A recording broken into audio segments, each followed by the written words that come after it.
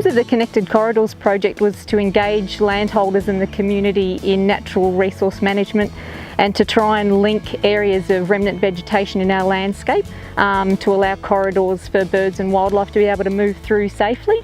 The main reason I got involved with this project is the encouragement that you receive to do the job and to do it well, not only with financial resources but expertise.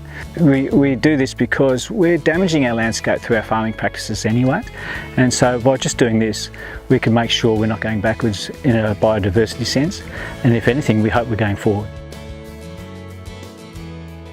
So the Connected Corridors project saw over 1,500 hectares of land revegetated. It engaged over 120 landholders and saw over 70,000 tube stock put in the ground, and that included over 60 different native plant species.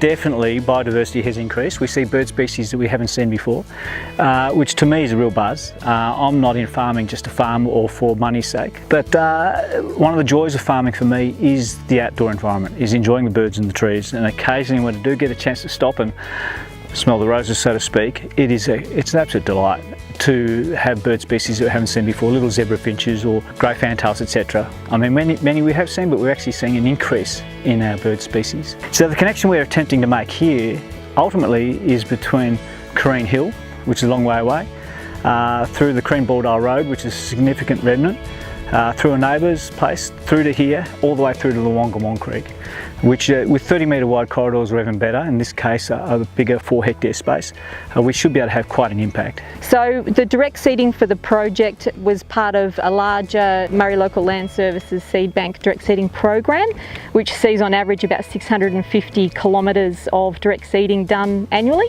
And that on average works out to be about 120 kilos of native seed put back into the ground.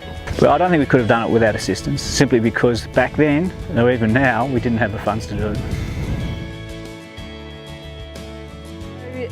The engagement with landholders in the community with the Connected Corridors and other revegetation projects has allowed people to be actively engaged in natural resource management. You can see from sites like this that it changes the whole look of the landscape over time.